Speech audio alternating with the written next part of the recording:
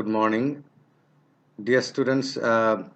We I explained the Westland up to this stanza in my previous class. In the last stanza that I discussed in my previous class, I was basically explaining Madame Sosostris. And Madame Sosostris, I told you that her character has been taken from Egyptian myth, and in Egyptian myth, Madame Sosostris was a lady. She was a person who was a fortune teller. And at that time in the past, the basic function or the motive of fortune teller was to tell or to predict the rise and fall of the river, I mean the water of the river Nile. And this rise and fall was connected with farming and of course obviously fertility. So it was, I mean, prediction was being used for noble purpose and good purpose. But in recent time we notice that fortune tellers like Madame Sosostris, they use this art of fortune telling from in a sacrilegious manner, and this is against religion and against Christianity, to try to tell to predict the future. Now, this is the uh, place, or this is the area up to which I explained in my previous class. And I want to recap some of the major aspects that we discussed so far about the Westland. You know, it's a long poem and it is divided into 5 parts. And this poem is basically it's a tale of the modern civilization. And after the First World War, what happened in Europe, in the Western society, we get a clear picture of the lifestyle of people of the Western society. So what about the lifestyle that we notice that the people of Westland or the people of Western civilization, they basically consider love as a physical entity. For them, love doesn't carry any spiritual, essence, and spirit is completely absent in their love affair. What exists in their love affair is basically the physical entity, the physical existence. And not only that, the people of the Westland are physically they are alive, but spiritually they are dead. And according to T.S. Eliot, the way they lead their life, they are completely devoid of any morality, they are devoid of religious belief, they are devoid of conscience, and they are completely, you know, mechanical human beings, and they run after money and material or materialistic life and materialistic gain. So this is basically their ultimate motive and their ultimate target. So in order to gain a material prospect, in order to attain material prosperity, they have forsaken the path of religion, I mean Christianity and God. And that is why, if we closely observe the kind of life they lead, we will see that it's a life which is completely away from religious beliefs, and completely away from love in the true sense of the term. And Eliot has repeatedly used the concept of regeneration and degeneration. The people of the Westland, they are completely degenerated, and there is hardly any chance of regeneration in their life. And that is the so far we have noticed in the Westland.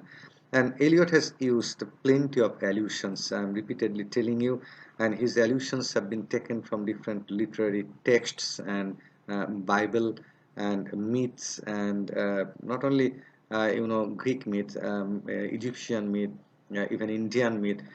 He has frequently alluded to these different types of myths, I mean popular myths of the world, and that is why it sometimes become very difficult to understand the Westland. But remember one thing, while referring to all these sorts of myths and alluding to all these literary texts and religious books, the basic intention or main intention of Eliot is to mingle the past, present, and to give a kind of hint about the future.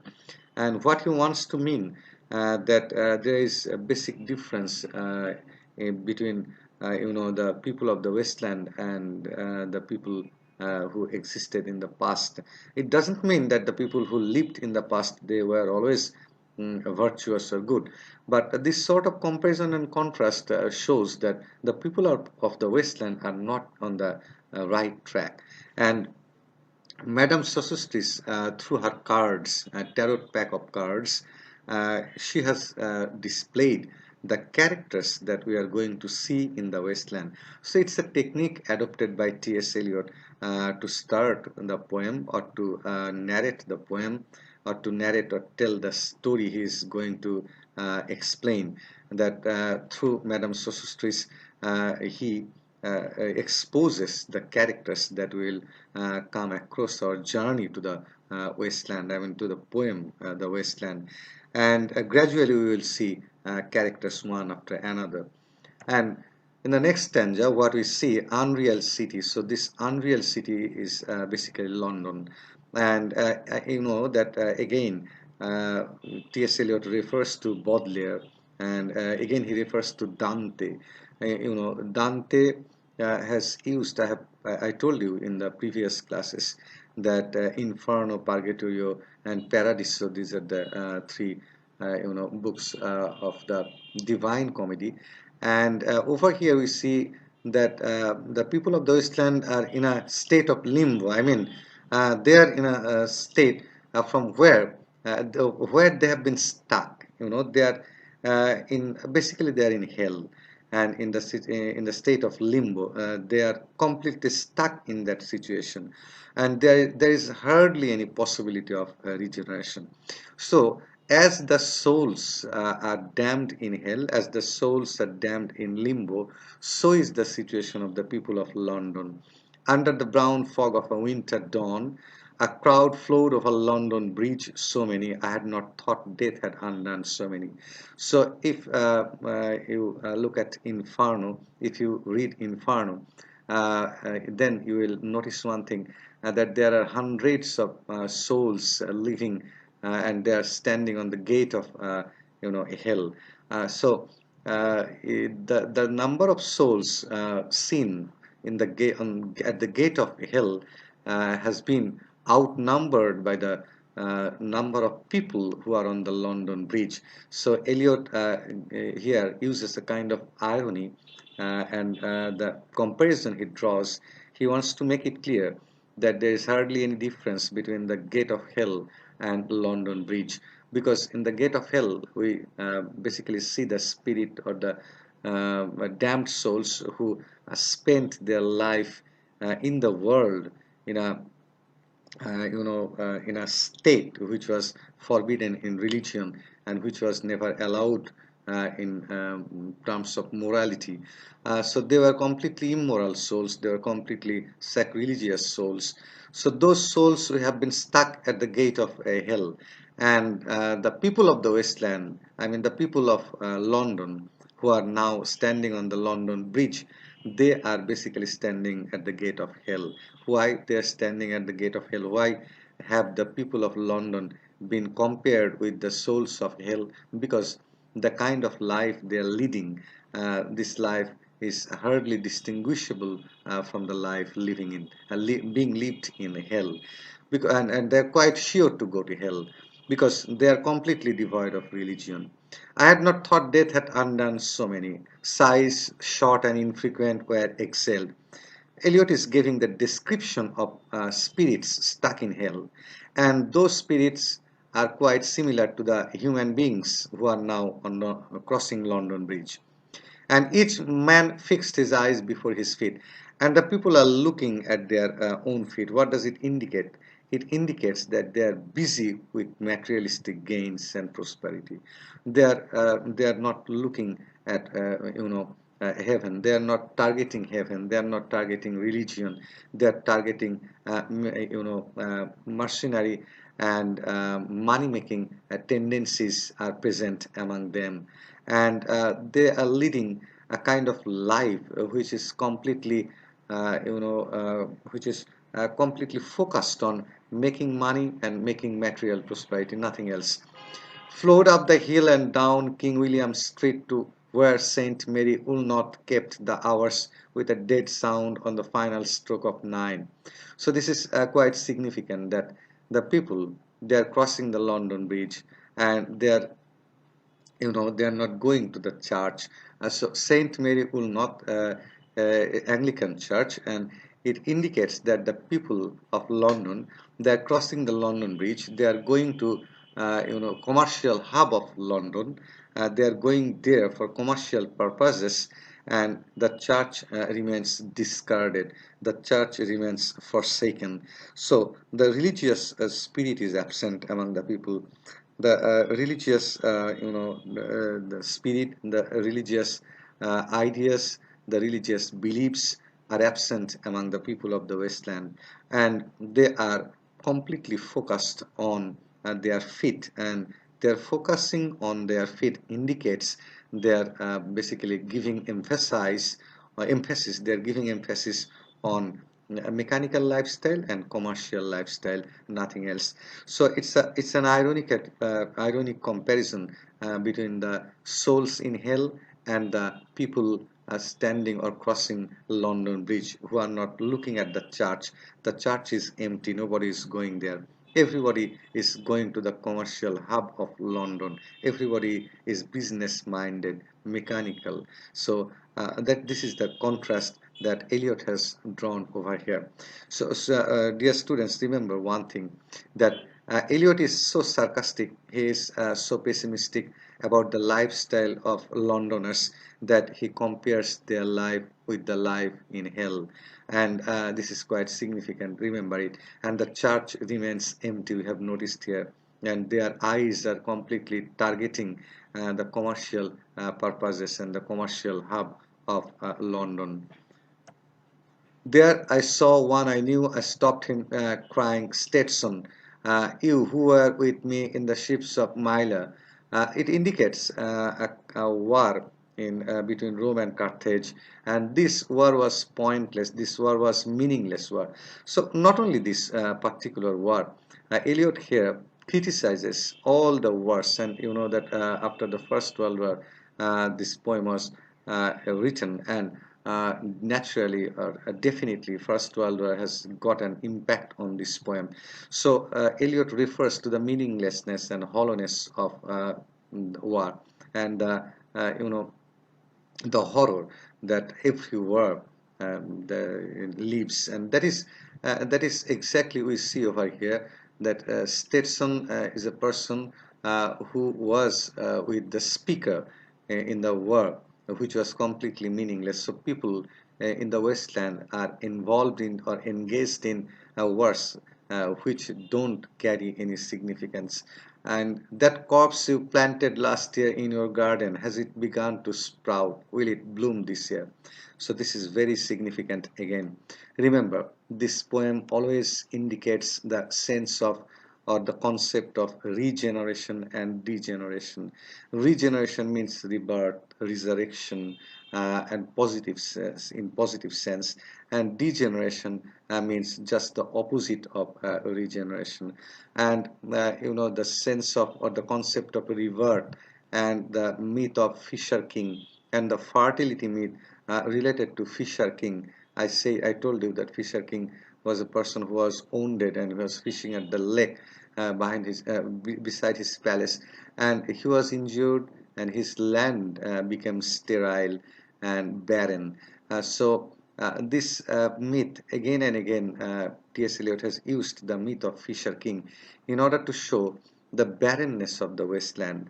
So Fisher King became wounded, he became injured, his land became sterile or barren, as the land of Oedipus, I mean Thebes, became barren after the guilt he committed by marrying his mother and killing his father unknowingly, obviously. But the soil was spoiled, and that's why the sin that was committed by Oedipus made the land sterile. And over here we also see that Fisher King, he also became injured and wounded, and as he was the king, so became the fate of his land, and the land itself became sterile. Now, the speaker asks Stetson that has the corpse that you planted last year in your garden, has it begun to sprout? Now this is significant. Corpse means dead body. So if the dead body is planted, so how will it sprout, or how will the plant come out of the dead body? So it indicates that the dead body will have a kind of resurrection. You know about the resurrection of Jesus Christ, that he resurrected after a few days of his death. So this concept refers to the resurrection of Jesus Christ, obviously, again, and the resurrection of the possibility of resurrection of human beings. But is there any possibility? Has it begun to sprout, or will it bloom this year? So this corpse, you just consider this corpse as a kind of plant, as a kind of seed. You know, when we sow seeds of, I mean paddy seeds, just let me give you an example. When you sow paddy seeds, those paddy seeds are dead, they don't have any life. But it's significant that after few days or months, we see that there is the sprout, the plant comes out of the dead seed. So as the dead seed gives birth to a plant, similarly T.S. Eliot gives a kind of a hint to the corpse, that the corpse will be resurrected. That means new life will come, the chance or the possibility of regeneration. So I hope that you understand what I want to mean. I am telling you again. Just look at dead paddy seeds. When you sow the seed, I mean paddy seed, in the field, the paddy seed is basically dead. But after getting rain, or after getting water and the spirit from the soil, the dead seed basically blooms to, or sprouts gradually, and we see that the plant comes out. So this is very significant, the regeneration, the rebirth from a dead seed to living plant. Now this chance of regeneration, this chance of resurrection, is there any chance of resurrection for human beings? That is exactly what the speaker asks. Or has the sudden frost disturbed its bed, or the frost, I mean, if the land is covered with frost, then you can easily guess, even if you sow seeds, there will be no plant. Or keep the dog for hints that's friend to men, or with his nails he will dig it up again. Here dog has been considered as positive force, and the poet is saying, or the speaker is saying, that keep the dog away, otherwise the dog will dig the soil and the plant will come out. So the dog is a friend to the plant. So you must keep the dog away, or with his nails he will dig it up again, otherwise there will be the chance of resurrection. So the people of the wasteland, since they are against they are against the resurrection, and that's why Eliot is saying that it's not possible for them, I mean for the seed to come out or to sprout. I was talking about the concept of regeneration and degeneration. Basically, we are talking about the concept of regeneration. So, is there any possibility of this corpse to resurrect? Now, in this connection, basically, Eliot is not hopeful. Eliot is pessimistic about the resurrection and or about the regeneration, because the people of the wasteland are in a degenerated state. In this connection, I would like to refer to a Bangla poem by Buddhadev Bosu, Shit Ratrir Prarthana. I want to quote some lines from his poem so that it becomes clear to you. Now, look at this poem. It's a beautiful and it's a very popular poem by Buddhadev Bosu, Shit Ratrir Prarthana. And I will not read the whole poem. I will read part of the poem. uh, কিন্তু মাটির বুক চিরে লুপ্ত বীজ ফিরে আসে একদিন, আবার দেখা দেয় অন্য নামে, নতুন জন্মে, রাশি রাশি ফসলের ঐশ্বর্যে। আর এই শীত তুমি তো জানো, প্রত্যেক ফোঁটা বরফের সঙ্গে তারও শুধু জমে উঠেছে ঋণ। সব শোধ করে দিতে হবে প্রচ্ছন্ন প্রাণ অবিচল ধৈর্যে জেগে আছে দীর্ঘ দীর্ঘ রাত্রি। What I was trying to refer, look at the two lines. কিন্তু মাটির বুক চিরে লুপ্ত বীজ ফিরে আসে একদিন, আবার দেখা দেয় অন্য নামে নতুন জন্মে রাশি রাশি ফসলের ঐশ্বর্যে. This poem is also about the contrast between regeneration and degeneration. But Buddhadev Boshu is very hopeful. He is very optimistic about regeneration, and that's why you must have noticed that there is the possibility, and the poet is so much optimistic. The poet is so much hopeful that he says, আবার দেখা দেয় অন্য নামে নতুন জন্মে রাশি রাশি ফসলের ঐশ্বর্যে. I will request you to read this poem. The entire poem, it's a long poem, you see. It's a long poem. But if you read this poem, your understanding of the Westland will be much clearer. And why I would like to request you to read this poem, because there is the spirit, there is the concept of regeneration and rebirth in this particular poem by Buddhadev Boshu. And this optimism of regeneration, which we see present in this stanza of the poem Shitratri Prarthana, this optimism is absent in the poem, which one we are reading, the Wasteland. Over here, we don't see the optimism that we saw in the poem of by Buddhadev Boshu.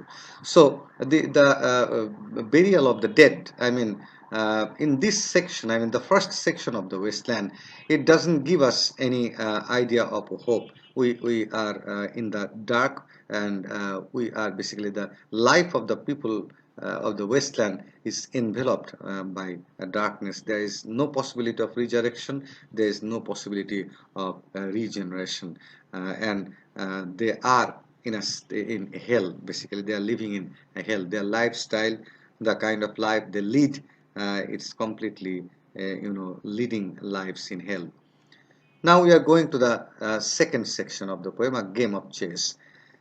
Even this title is also an allusion to the title of drama by Middleton Murray. And A Game of Chess is a drama by Middleton Murray. And this, A Game of Chess, this title is taken from one play of Middleton, and the story refers to another play by Middleton, the name of which is Women Beware Women. And what does that play indicate?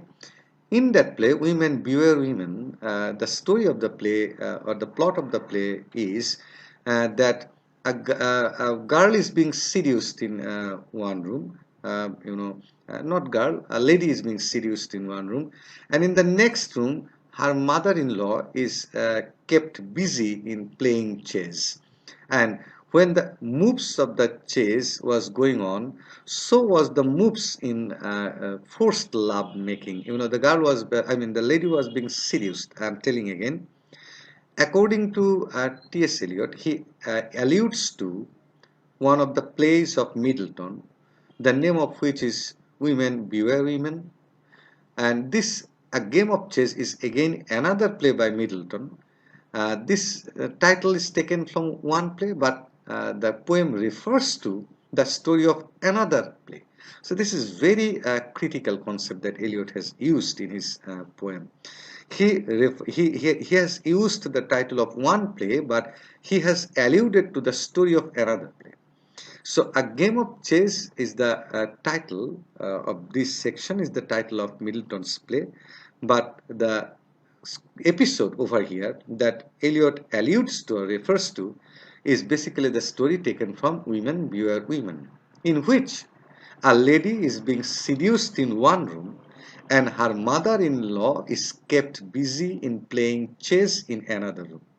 When the move of the chess was going on, the move in this particular room of seduction was going on simultaneously.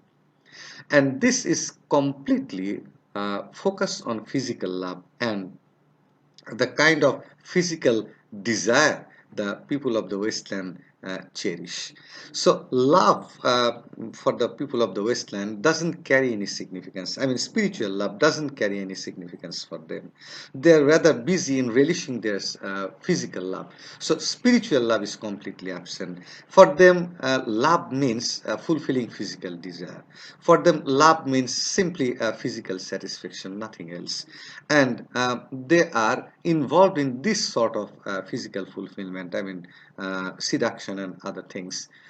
The chair she sat in, like a burnished throne, the first line of the second section, refers to Cleopatra, you know, Antony and Cleopatra. Now, Cleopatra is over here is alluded again from negative perspective, and the kind of luxurious life she led. It refers to that kind of life.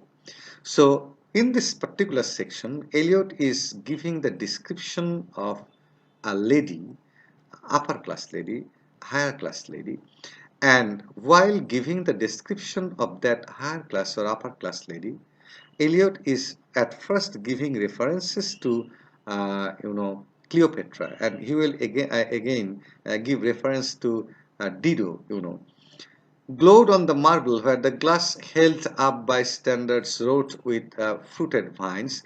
So at first, the first line, since it refers to Cleopatra, we also get an idea that it's again a physical love and the grandeur and the superficial grandeur, the superficial light, the superficial luxurious life the women lived. So the woman, I mean Belladonna, or the lady of situation, who has been described in this stanza, is at first compared with Cleopatra and then with Dido. And where the glass held up by standards wrought with fruited vines from which a golden Cupidian peeped out, another hid his eyes behind his wing. Now the god of love, Cupid symbolizes love, and basically we see that the wall of the lady, I mean the lady of situation, is wrought with or painted with, or you can say the engraved with or engrafted with different types of paintings and sculptures. And what we see, the wall is painted with Cupid, and which indicates physical love again. And one Cupid is peeping through, another is behind his wing. So the presence of Cupid again refers to the presence of physical love. So this lady of situation, this lady Belladonna, who has the grandeur of Cleopatra, and the grandeur, I said, in the next few lines you will see the grandeur of Dido. Dido is again the queen who entertained Aeneas, the hero of the epic, the Aeneid. Dido entertained Aeneas, doubled the flames of seven branched candelabra, reflecting light upon the table as the glitter of her jewels rose to meet it. So there is the candle, there is the light, extraordinary light in that room. So I would like to again tell you, again share with you the comparison between Belladonna, I mean the lady whom Eliot is explaining in this poem, and Eliot is comparing her with at first with Cleopatra, and now gradually we see a comparison with Dido as well. And this comparison indicates the upper class society, how the upper class people, how the upper class women led their life, spent their life. From satin cases poured in rich profusion in vials of ivory and colored glass, unstoppered lurked her strange syntactic perfumes, unguent, powdered or liquid, troubled, confused, and drowned the sense in odors stirred by the air that freshened from the window. These ascended in fattening the prolonged candle flames, flung their smoke into the lacuria, stirring the pattern on the coffered ceiling. Now, the last two lines, flung in their smoke into the lacuria, this refers to basically Dido. The lights were being hanging from the ceiling, stirring the pattern on the coffered ceiling. So this refers to Dido. And as I was saying, that the room of this lady, I mean the lady of situation or belladonna, representative of upper class women, is decorated, well decorated with different types of paintings. And those paintings already we have seen one painting. We noticed that the painting refers to Cupid, and I have already said that the presence of Cupid basically indicates the presence of physical love. So this physical love is completely present in the upper class society. And not only that, what kind of room is this? This room is full of different types of perfumes, powders and cosmetics and light and whatnot. So the entire atmosphere of this room is completely artificial. A mechanical atmosphere has been created in this room. And the lady is sitting over there. The lady is an aristocratic lady. The lady is a representative of aristocratic or upper class society. What T.S. Eliot will show you in this poem, that he will show that love in the upper class society, love in the middle class society, and love in the lower class society doesn't have any significance. So love is absent in every strata, in every field in the society, in every class in the society.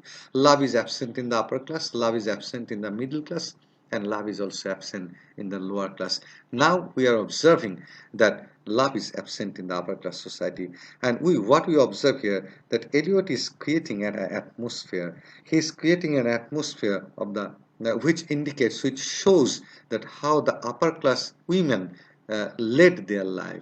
This lady of situation or belladonna, she lived in a room which is, it's very difficult to take breath in the room, because the room is full of perfumes, the room is full of powders, the room is full of cosmetics, and the atmosphere, the environment, the air of the room is so heavy that it becomes difficult to take breath, and everything is artificial. The fresh air doesn't find any scope to enter the room. And not only that, the paintings on the in that room, on the walls in the room, in the ceiling of the room, every painting indicates physical love. Every painting even creates an atmosphere that physical love or physical love is going to be fulfilled in this room. Now, huge seaward fed with copper, burnt green, orange, framed by the colored stone in which sad light a curved dolphin swam above the antique mantle was displayed, as though a window gave upon the sylvan scene. The change of Philomel by the barbarous king, so rudely forced, yet there the nightingale filled all the desert with inviolable voice, and still she cried, and still the world pursues jug jug to dirty ears. Now over here with what we see, there is also the painting of the dolphin. The dolphins are swimming. So the swimming of the dolphin again indicates physical love. It symbolizes physical love. And there is there is rural setting. There is rural atmosphere on the, I mean, painting on the wall. And we also see that painting of Philomel. It's again a myth. So the story of Philomela is also painted on the wall. So what is the story of Philomela? The story of Philomela is that Philomela and her sister Procne, they were two sisters, Procne and Philomela. Procne was married to Tereus, king. He was a king. And what Tereus did, that Tereus, what Tereus did, that Tereus married Procne, and Philomela is his sister-in-law. I am repeating again. Tereus is the king. He married Procne, and Philomela was the sister-in-law. Tereus, since he was a bad person, since he was immoral, he raped Philomela, and he forced Philomela not to speak it out. But in order to ensure that Philomela would never be able to tell this to her sister Procne, I mean Tereus' wife, he cut Philomela's tongue so that she could never tell this to her sister. But what Philomela did, she painted, she painted it, or you can also say depicted it on tapestry and sent it to her sister. And thus her sister Procne, I mean Tereus's wife, came to understand that her husband had seduced or raped her sister. So she also became very angry. So in order to take revenge, or in order to suppress both the sisters, Tereus, since he was a very bad person, he wanted to kill both Philomela and his wife Procne. But according to myth, Philomela was transformed into nightingale, and Procne was transformed into swallow, so that they could fly and the king could not kill them. That is the myth. Now, this is very tragic. The tragedy is the king raped his sister-in-law, and I have already told you the tragedy of the story. So this tragic story always evokes emotion among the readers, and the reader become very shocked to learn it, and they develop a kind of hatred towards the barbarous king. But the problem with the people of the Westland, that when they read this sort of tragic story or tragic episode, they enjoy it. They feel a kind of entertainment when they read this story. So even rape does not carry anything and significant for them. Significant in the sense that it's a brutal act. It's a barbarous act. It's a heinous act. But this heinous act does not make the people of the Westland to show hatred towards the barbarous people. Rather, they enjoy this sort of thing. They prefer this sort of thing, and they love to discuss this sort of barbarous things and this sort of heinous things. So that is exactly Eliot indicates over here. So what kind of love we see in this poem? What kind of love? Not in this poem, in the society. The kind of love we see in the society of the Westland is completely physical love. And tragedy, irony doesn't matter to them. The tragedy of Philomela doesn't matter. Rather, they enjoy the story of Philomela from their own perspective. So this is the condition of the people of the Westland. So I will discuss a lot more things about the kind of situation, the kind of atmosphere and reality we will see in the Westland. Gradually, we are in the second section of the Westland, and I told you that it will take 7 or 8 classes. So I have already taken, this is my third class. So I think that I have to take 4 or 5 more classes on the Westland. 4 or 5 classes will be taken after this one, and I will request you to read the references after this class, or after every class. I mean, I hope that you will develop your ideas about references, basically, and allusions that T.S. Eliot uses, because there are so many allusions that if you don't follow the allusions after my class, then it will be difficult to remember. So I will take class on the Westland again in next week. So till my next class, I would like to tell you to stay safe and to stay at home. So till my next class, I would like to tell you goodbye. Stay at home and stay safe. Thank you very much.